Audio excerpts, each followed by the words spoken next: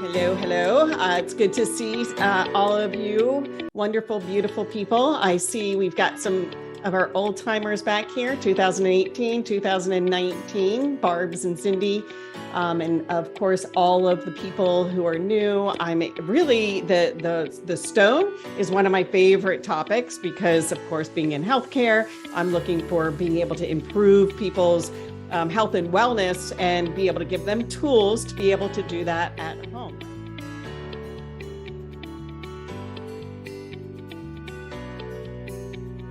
A little bit about the stone. The stone is made from a beyond stone. It's natural. It's a natural stone. It contains minerals and trace elements. It has a tendency towards negative ions, which is great for antioxidants. It has biophoton pulses. I've imprinted it with frequencies that have that energy biophoton pulses, and it emits different frequencies with that. It detoxes the lymphatic system. It eliminates toxins. Also, very important point, getting rid of toxins improves energy, right? Super important. So it also can reduce inflammation and stress on the body, as well as emotional stress as well. Emotional stress is a huge toxin and definitely creates this acid pool of disruption. So being able to clear those acids through clearing the lymphatic system is really, really beneficial for not making sure that our body and our cells are not prematurely aging. So I also use the body lotion with that, which all of y'all know that I definitely have vet out all of my ingredients. This particular product, hand and body lotion I've been told by many lab, people, scientists, that I could actually make this exact body lotion and put it in a little face cream container and use it for the face because it has such high active ingredients. It hits multiple layers of the skin to repair and to protect that it's just unusual because most people will not spend the money in making a body lotion that is in like an 8-ounce bottle because it's expensive. But what's important to me is that it functions, it does what it's supposed to do, and it enables me to make sure that your body is getting all the nutrients from that. And then the other is that I also make sure that it's super clean, because if we're trying to get rid of toxins, why would we want to put toxins on our body? So being able to make sure that it's super clean is super, super important to me as well. And then, of course, that little green bead that's in every skincare product that is imprinted with different frequencies that are that help to activate and to optimize not only the ingredients, but also what the function is as well. And on this particular one, it's preparing and repairing the lymphatic system. Then on the outside, for just a little extra help on some things that really make a difference in helping support your lymphatic system. When you're using the stone, you're not only moving the lymphatic system, but you're actually repairing the lymphatic system.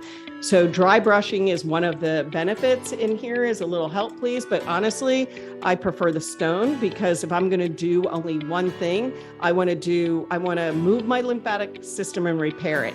As far as dry brushing, I feel like when I use the scrub, I'm getting my body exfoliated. So I don't tend to dry brush. So, but I know a lot of people do. A lot of people love it. And it's definitely fantastic. Exercise, I like rebounding, jumping up on up and down on a trampoline, which is the rebounding, avoiding tight clothes, especially under wire bras. That has been definitely an issue in preventing the lymphatic system from draining. And now you're getting tons of toxins in breast tissue. And Dr. Candace Pert, who's a cellular biologist, who's no longer with us, but has clearly seen and stated that 90% of cancer is due to toxins in our body, not genetics. Genetics definitely are a predisposition, but how we express our genetics is totally up to our lifestyle and can be very much influenced. So being able to avoid things that prevent our lymphatic system from moving, like underwire bras, is beneficial. Hot and cold showers. So we're talking about like saunas and cold plunges, things like that. Breathing. I had mentioned before that breathing is a great benefit for not only decreasing stress, but getting, helping on toxicity. I have water on here twice for a reason, because water. It's better to be hydrated and be able to move your lymphatic system than being dehydrated and trying to move sludge. Alternate treatments, acupuncture, lymphatic drainage, like lymphatic massage, things like that. And then of course, avoiding chemicals, avoiding putting things back in the body that are, making it even harder for our body to detox. So if you had any lymph nodes removed, should you still be doing this sweeps in this area? This is a great question, because lymphedema, right? Lymphedema is the inability for your lymphatic system to be able to move the excess fluids back into the bloodstream. So it's not doing its job because the lymph nodes have been removed, which usually breaks the lymph. Now, this is based on working with patients, based on what I've seen. My disclaimer, always work with your physician practitioner, qualified. But what I think is that, like anything else, like the nervous system, the vascular system, we have the ability to regenerate pretty much almost anything in our body. The lymphatic system is so extensive that moving even several lymph nodes in an armpit does not preclude that your body is not capable of moving fluids. So what I've seen people have come to me with 5 years of wearing sleeves because their lymphatic system was so poor, and they had tons of lymphedema, tons of edema in their arm. And I remember my first patient that I treated with that. I did, like 6 treatments on her, gave her some home tools, and she didn't come back after that. So I was like, okay, well, did I help her? Did I not help her? Is she okay? So I actually called her a couple of times. How's your arm? Oh, it's fine. It's never been an issue. Called her like 6 months later. How's your arm? How's it feel? It's never been an issue. So, it was more like my realization that, holy cow, it's amazing how capable our body is of repairing. So for sure, I would strongly recommend that any area where you're having edema, lymphedema, inflammation, that this is an area that you absolutely want to use the stone on.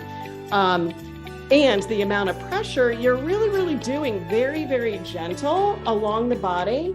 It doesn't require that you do really hard or challenging the system. Now, if I have like a lumpy area that I feel is not resolving quite as quickly, I might do that a little bit harder over that area, because in Chinese medicine, that would be more like, it's not going to show up what's called shying, but it is a matter of just kind of getting a little bit deeper into the fascia part of that, rather than just the lymphatic. But you also want to make sure that you're smoothing it out too, because you don't want to put too much pressure. You don't want to bruise that area by any means. It should be comfortable. So